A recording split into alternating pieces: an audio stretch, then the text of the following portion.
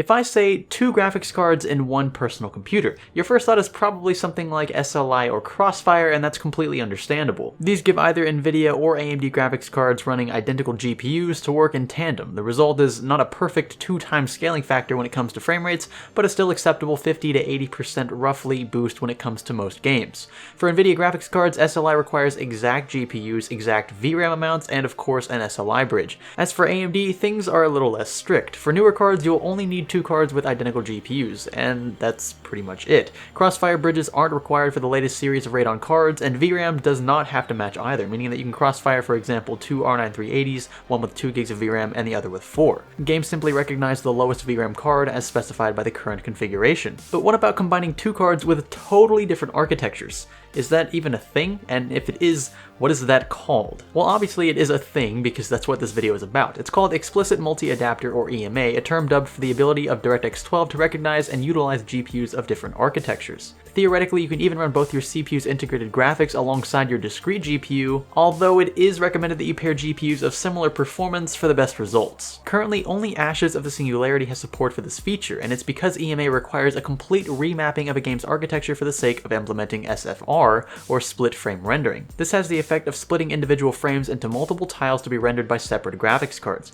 For instance, in this particular frame of Total War Warhammer, if both an R9 290, say, and a GTX 970 are running in an EMA fashion, which Warhammer does not support currently by the way, then the 290 might render these tiles and the 970 might render these. This dramatically reduces latency, improving frame rates and response time. So what did we use to test with? In our case, both the GTX 980 Ti and GTX 1070 were thrown into the same rig. Do keep in mind that these cards will not SLI, and a few of you were confused about that in the Twitter post, and that's understandable. I didn't really explain what I was doing at the time, but don't try to do SLI these. It's just not going to work. It's going to be a complete waste of time. They're not compatible. End of story. Our rig is also boasting an Intel Core i7-6700K at 4.6 GHz, 16 GB of GIL Super Loose DDR4 at 3000 MHz, and an EVGA Supernova 750 watt power supply, in case you're wondering how we powered this pair of cards. With both cards powered and plugged into the 2 uppermost PCIe 16X slots, Windows and NVIDIA were able to detect both cards, and being that both utilize the same driver, it was ready to go from the get-go. Now, because Explicit Multi-Adapter relies on DirectX 12 to function, we'll need to make sure that we run Ashes of the Singularity in DirectX 12 mode. This can be done by signing into Steam, right-clicking on the game within your library, and selecting Run in DirectX 12 mode. Simple as that.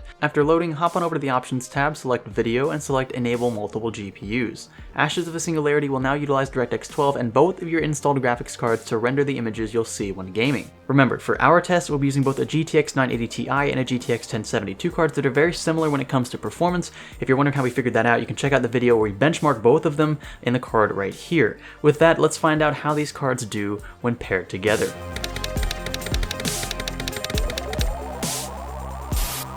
And as you can see, quite the boost in performance for Ashes of the Singularity, no doubt. But here's the funny part. When we compare these results to those obtained from our solo tests, our EMA pair received exactly a 50% frame rate increase for our overall average FPS from that of just a running single 980 Ti. I mean exactly 50%. What a coincidence. The overall average for the combo was 80.4 FPS, while our 980 Ti alone managed only 53.6. Another important find here is how well the combo did during the heavy batches of the benchmark when the cards were being stressed to unorthodox levels. Both the 1070 and 980 Ti struggled here, yet when paired, they nearly doubled this average frame rate to 73.5 FPS versus about 43.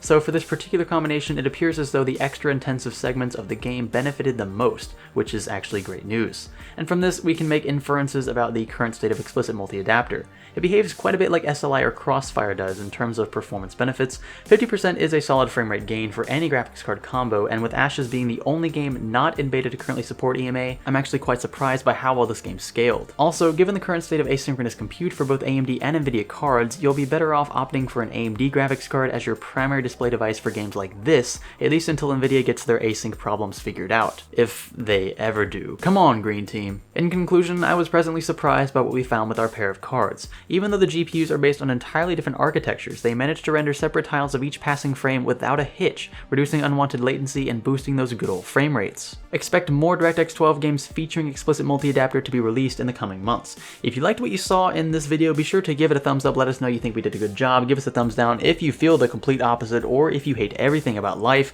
Click the subscribe button if you haven't already, and stay tuned for this guy right here. I keep teasing it, but JJ, he's hitting the tripod. They can't stop. Stop.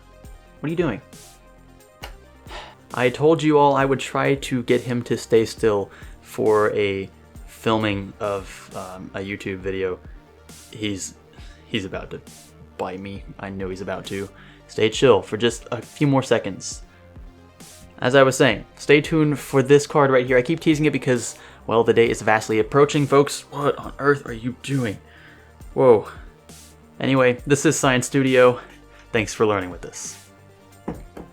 Not gonna drop it.